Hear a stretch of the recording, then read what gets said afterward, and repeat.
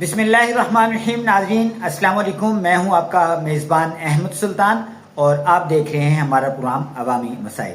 नाज़रीन, आज हम एक ऐसे मौजू पर बात करने जा रहे हैं जो इस वक्त हर घर, हर फर्द और हर तबके का मसला बन चुका है, और वो है पेट्रोल मसनूआत की कीमतों में बेतहाशा इजाफा और इसके नतीजे में पैदा होने वाली संगीन सूरत हाल।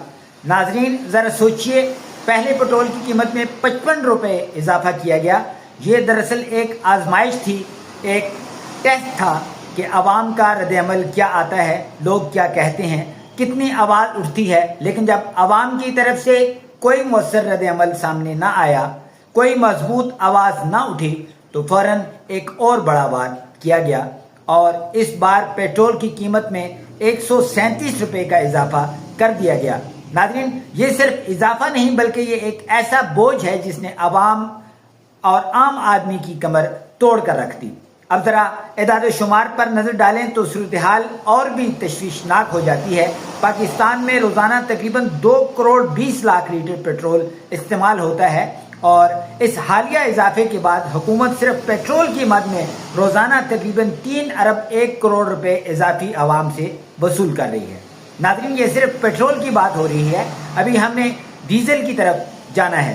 डीजल जो कि इस मुल्क की मईशत की रीढ़ की हड्डी है, जिस पर ट्रांसपोर्ट का निज़ाम चलता है, जिससे ज़राअत वाबस्ता है, जिससे सनतें चलती हैं, इसकी कीमतों में बेतहाशा इजाफा हालिया तौर पर 184 रुपये का इजाफा कर दिया गया है।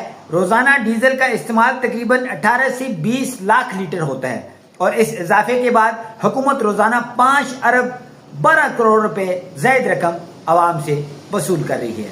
अगर हम पेट्रोल और डीजल इन दोनों को इकट्ठा करें तो नाज़रीन, रोज़ाना की बुनियाद पर 8 से 9 अरब रुपए आवाम की जेब से निकाले जा रहे हैं। अगर इसी हिसाब को माहाना बुनियाद पर देखें तो ये रकम तकरीबन 300 अरब रुपए बनती है। ज़रा सोचिए, सिर्फ पेट्रोल और डीजल की मद में 300 अरब रुपए माहाना इजाफी वसूल किए जा रहे हैं और ये इस मुनाफे के अलावा हैं जो पहले से हासिल हो रहा है। नाज़रीन, अब सवाल ये पैदा होता है कि क्या ये पैसा कहाँ जा रहा है? क्या आवाम को कोई रिलीफ दिया जा रहा है? क्या महंगाई कम हो रही है? क्या रोज़गार के मौके बढ़ रहे हैं या फिर इसके बरक्स हुक्मरानों के प्रोटोकॉल में इजाफा हो रहा है? महंगे जहाज़ इस्तेमाल हो रहे हैं, शाहाना अखराजात किए जा रहे हैं, क्योंकि जब एक ही शोबे से 300 अरब रुपए माहाना इजाफी आ रहे हों तो फिर ऐसे अखराजात करना मुश्किल नहीं होता। नाज़रीन, याद रखें, ये सिर्फ पेट्रोल और डीजल की बात हो रही है। इसके अलावा भी हुकूमत के पास बेशुमार ऐसे ज़राए हैं, जैसे बिजली के बिल, गैस के बिल, मुख्तलिफ taxes, tool taxes, NADRA faeces, bank की चार्जेस, मादनियात से हासिल होने वाली आमदनी और बेतहाशा ऐसी आमदनी है, ये सब अलग हैं। यानी हर तरफ से अवाम पर बोझ डाला जा रहा है और अवाम मुसलसल पिस रही है। अब ज़रा आम आदमी की हालत पर नज़र डालें।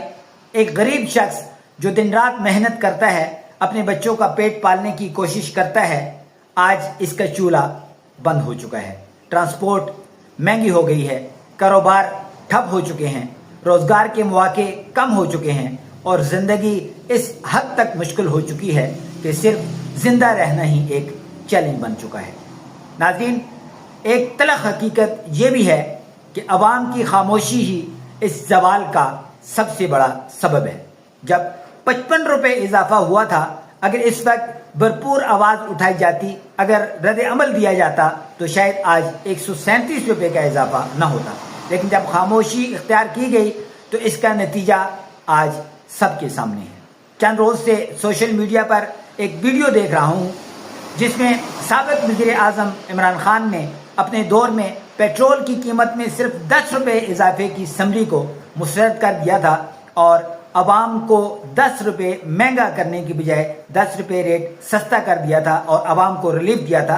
ख़ासतौर पर कोरोना जैसे मुश्किल वक्त में यही एक हुक्मरान की पहचान होती है कि वो आवाम के लिए आसानियाँ पैदा करे, ना कि मुश्किलात में इजाफा करे। लेकिन नाज़रीन, यहाँ सूरत हाल इसके बरक्स नज़र आती है। यहाँ अवाम की बाल की भी खाल उतारी जा रही है और अगर कोई इस जुल्म के ख़िलाफ़ आवाज़ उठाता है تو اسے ریاست مخالف قرار دیا جاتا ہے، اس پر الزامات لگائے جاتے ہیں، بغاوت کے کیس بنائے جاتے ہیں اور اسے جیل کی سلاخوں کے پیچھے ڈال دیا جاتا ہے۔ یہ وہ حقیقت ہے جس کا سامنا آج ہر بشعور شہری کر رہا ہے۔ ناظرین، اب سوال یہ ہے کہ کیا کیا جائے؟ اگر آپ سڑکوں پر نکل کر احتجاج نہیں کر سکتے تو کم از کم سوشل میڈیا پر اپنی آواز ضرور بلند کریں، حق بات کریں، ظلم کے خلاف لکھیں، ایک مہم چلائیں، کیونکہ خاموشی کبھی بھی مسائل کا حل نہیں ہوتی بلکہ مسائل کو مزید بڑھا دیتی ہے۔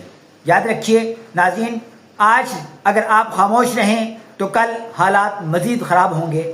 آج اگر آپ نے آواز نہ اٹھائی تو کل آپ کے لیے بنیادی سہولیات بھی مشکل ہو جائیں گی۔ اس لیے ہر پاکستانی کا فرض بنتا ہے کہ وہ اپنے حق کو پہچانے، اس کے لیے آواز اٹھائے اور کم از کم اپنی حد تک اپنا کردار ضرور ادا کرے۔